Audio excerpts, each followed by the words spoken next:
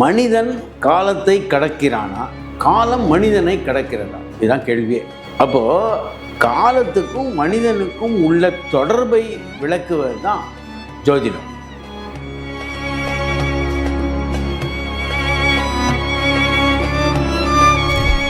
ஒரு மனிதன் பிறப்பதற்கு முன்னால் நடந்த நிகழ்வும் அவருடைய மரணத்துக்கு பின்னால் உள்ள நிகழ்வும் எந்த விதத்திலுமே அவரை பாதிக்கப் போவதே இல்லை.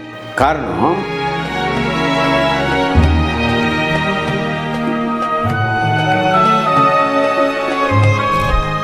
இந்த உலகத்துடைய காலம் என்பது நம்முடைய ஜனத்திலிருந்து மரணம் வரைக்கும் உள்ள காலம். இந்த காலம் தானே கடவுள். இந்த காலம் தானே நம்ம எல்லா விதமான முன்னேற்றமோ துன்பமோ இன்பமோ எல்லாத்துக்கும் காரணம்.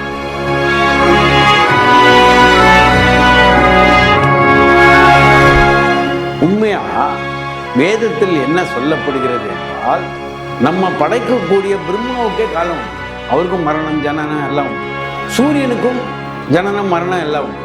சூரியன் எப்போதும் இருந்து கொண்டே இருக்க போவதில்லை. இதுதான் வேதமும் சொல்றது, இதுதான் விஞ்ஞானிகளும் சொல்றாங்க.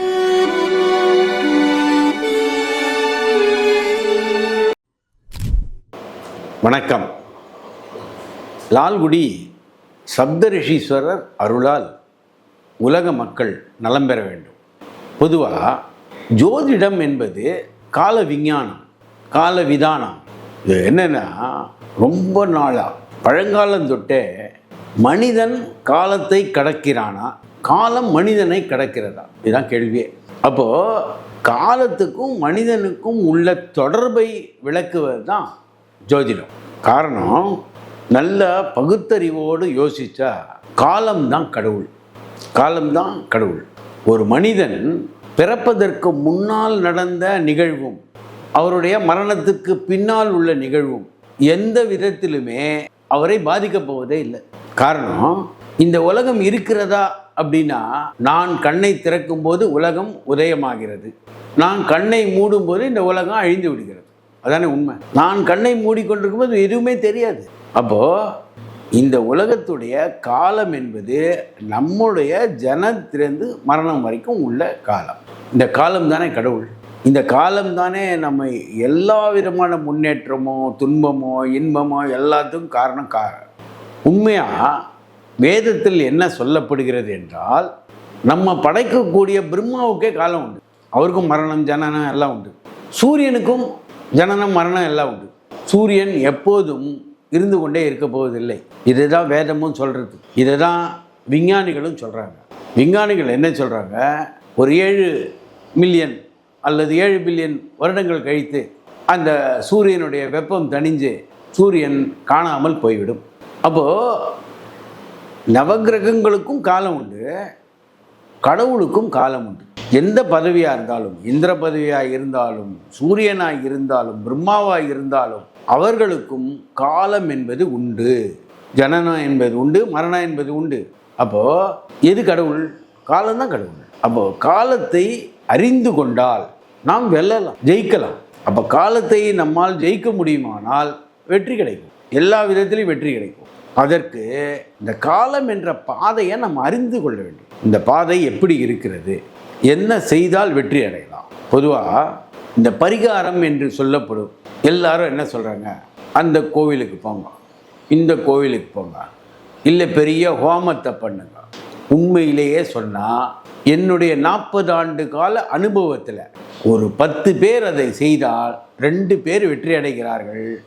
அதுவும் ஹோமத்தினால் அல்ல, அவர்களுடைய தசாபுக்தி கோச்சாரம் மாறி இருக்கும், அதனால் வெற்றி பெறுவார்கள். அப்போது காலத்தை எப்படி வெல்லுவது? பொதுவாக சூரியன் நமக்கு வெப்பத்தை தர்றார், சூடாக இருக்குது. அந்த சூரிய வெப்பத்தை சோலார் கரண்ட்டாக மாற்றி, அதாவது சூரிய மின்சக்தியாக மாற்றி, அதில் ஒரு ஏசி குளிர்சாதனம் போட்டுக்கொண்டு இருக்கிறோம். உண்மையிலே பார்த்தா இந்த குளிர்சாதனத்துக்கு காரணம், குளிர்ச்சிக்கு காரணம் சூரியன் தான். அப்போது ஒரு சக்தியை நாம் எப்படி மாற்றிக்கொள்ளுகிறோம் என்பது தான் பரிகாரம். இப்போது கடலில் காற்று வந்து படகை செலுத்தினோன்னா நடக்காது. நம் விரும்பிய திசையில் போனோம்னா அதுக்காக தான் பாய்மரம்னு ஒன்று வச்சுருப்பாங்க. அந்த பாய்மரத்தை மாற்றி கட்டும்போது நமக்கு சாதகமான திசையில் போக முடியும்.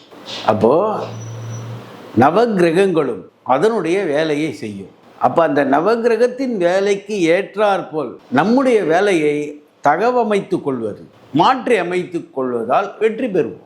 ஒரு ஜாதகத்தை பார்த்த உடனே இவர் மருத்துவராக தகுதியுடையவர் என்று ஒரு கணக்கு சொல்ல முடியும். அவர் என்ன பண்ணுவார், பொறியியல் துறையில் இருப்பார், அல்லது அவங்க வீட்டாருடைய விருப்பத்தின் பேரில் அவர் பொறியியல் துறையில் தள்ளப்படுவார். அப்போ அவர் எப்படி வெற்றி பெறுவார்? அப்போது எல்லாரிடமும் ஒரு தகுதி இருக்குது. எந்த காரணமும் இல்லாமல் இந்த உலகத்தில் பறக்கவே முடியாது. அப்போது இயற்கை நியதி என்னென்னா, ஒவ்வொரு மனிதனிடமும் ஒரு சிறப்பு அம்சம் இருக்குது. அந்த சிறப்பு அம்சத்தை தெரிந்து கொண்டால் அந்த பாதையில் போய் ஜெயிக்கலாம். இதுதான் ஜோதிடத்துடைய அடிப்படையே. இவர் தோற்று போவார், இவர் வறுமையாக இருப்பார் என்று எதுவுமே கிடையாது.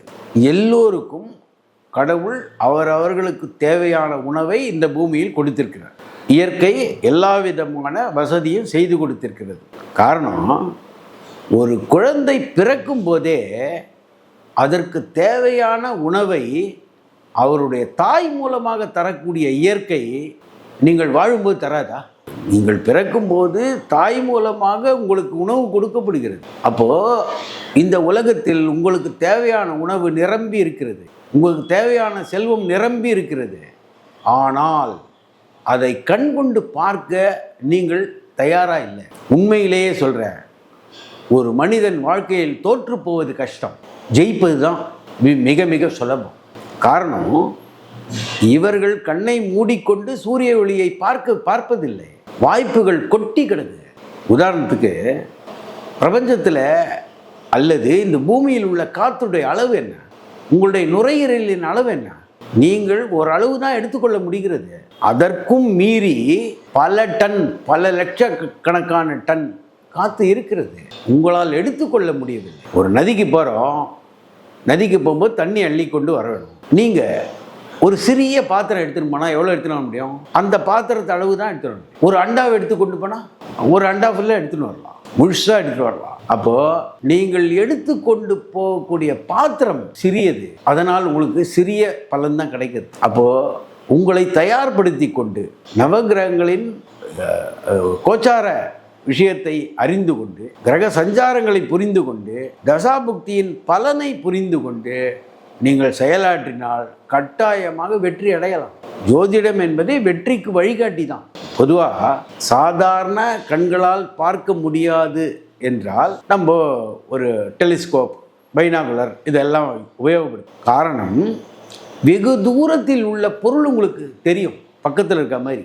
இது போல வெகு தூரத்தில் உள்ள காலம் உங்களுக்கு இன்று தெரிய வேண்டும் என்றால் ஜோதிடம். அந்த ஜோதிடம் தான் பைனாகுலர், அந்த ஜோதிடம் தான் டெலிஸ்கோப். அப்போ தூர நோக்கி கண்ணாடி தேவைப்படுகிறது.